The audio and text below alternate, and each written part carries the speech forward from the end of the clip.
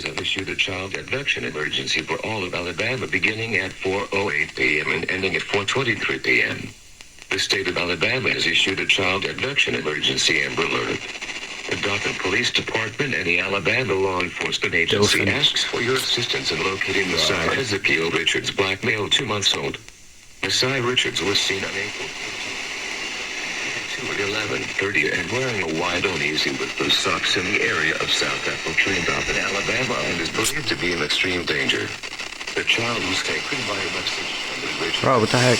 Thanks non-custodial parents.